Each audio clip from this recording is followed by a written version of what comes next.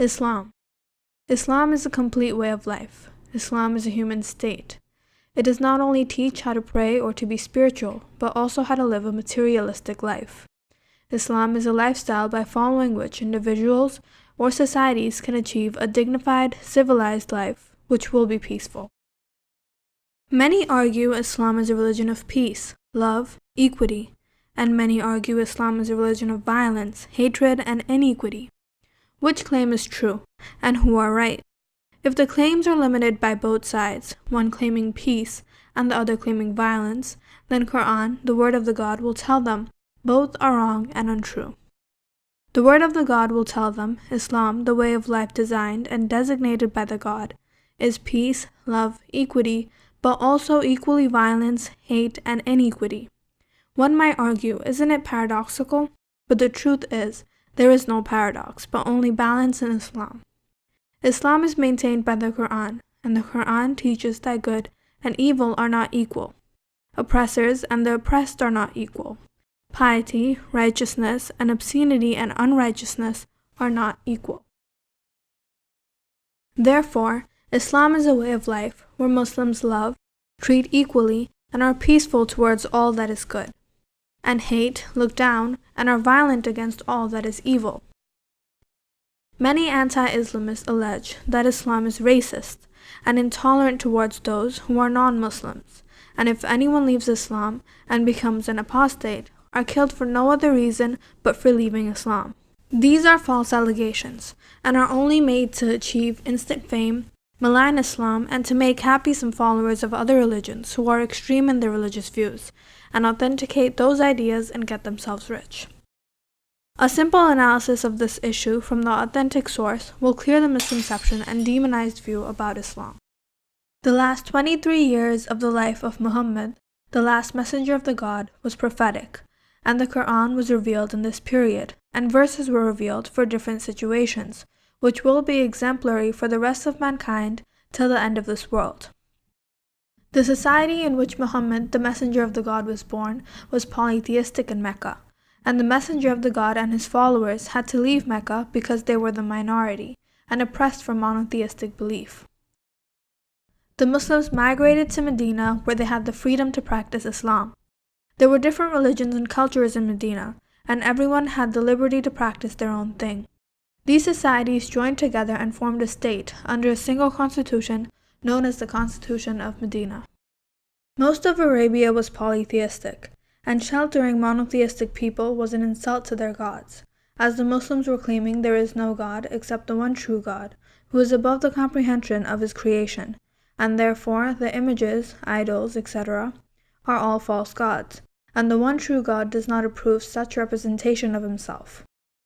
Medina was constantly under attack by all these people, and as a minority, the Muslims had to make strategies to defend themselves and Medina. According to the authentic sources of Islam, the Quran and the Sahih Hadith, people who leave Islam are sinners, but there is no punishment for them by Islamic court or Islamic juridical system in this worldly life, as the God will punish them of their sins, and the Muslims cannot do any harm to them or treat them bad. The God does not accept any deed, whether good or evil, unless it is done from the heart. Any individual compelled to commit a sin is not a sinner. And anyone who does good under force is not a saint, and his good deeds will not be accepted by the God. Therefore, even if someone remains a Muslim under death threats, it will not be accepted by the God, so it is pointless. The worst people in Islam are those who recognize the truth and rightness, but refuse to accept it, known as kuffar, and the worst are those who are not Muslims at heart, but pretend to be Muslims, known as munafiq. The God has not designated any punishment for these sinners by human beings in the worldly life, as the God will punish them in the worldly life and in the afterlife. The God has only designated punishments for worldly crimes, like murder, treason, white collar, etc. No one was ever punished by the messenger of the God, Muhammad, for leaving Islam, but those who were punished were actually punished for treason. In fact, death penalty for treason is not a standard punishment in Islam, but absolutely based on situations. If we take a closer look at the Hadith, we will find that the messenger of the God Muhammad had set men free who had committed treason. So, if death penalty was a standard punishment in Islam prescribed by the God, the messenger of the God would not have the authority to set free men after treason. In Islam, all the laws are given by Allah, the God, and Muhammad is Allah's last and final messenger. The messengers and the Muslims have no power or authority to change the way of life which is prescribed by Allah. The messenger of the God, Muhammad, even said that if his own daughter committed crime, like stealing, she would have to be punished by the laws prescribed by Allah. Death penalty for treason is justifiable, because it will prevent the cause for more deaths, and proper fate for a betrayer who backstabbed his own people and joined the enemy to rule and kill his own people. The death penalty is a dreadful penalty, which also works as deterrence, which prevents and frightens people from treason. Considering the situation of Medina at the time of the messenger of the God Muhammad, which was consistently under attack by the majority of Arabia, death penalty for treason was the most practical solution. And death penalty for treason was not just limited to those who were Muslims, but this punishment was also given to those who were never a Muslim. Therefore, to say that if anyone leaves Islam, the punishment is death penalty is ridiculous. Furthermore, if we look at the world statistics, we will find that there are non-Muslim majority countries who also give death penalty for treason.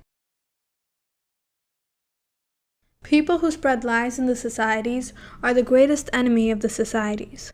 People are different with different ideas, but the majority are capable to coexist together in peace, with the difference. These evil liars want to create enmity and hatred among people and make a place for themselves to appear useful, get rich, and famous. Societies and peoples will never achieve peace as long as there is a place for individuals who may be a businessman, political leader, or a religious guide, willing to deceive and lie to make people enemy of one another for having different beliefs. These evil hate-mongers use media and other sources to maintain fear in the heart of the people, to justify and cohort chaos, oppression, war, violence, and racism. These deceivers are the greatest enemy of the societies and peoples. There will always be chaos, oppression, war, violence, and racism as long as people follow these deceivers and give them a place in the society. These liars and deceivers will make us believe that they are our protector, but in reality, they are our greatest enemies who are turning us evil. Please convey this message with your friends, family, neighbors, etc. Otherwise, misconception of such nature will just grow without any solution. And follow us on Facebook, Google+, and on YouTube at youtube.com/user/NCAPCS.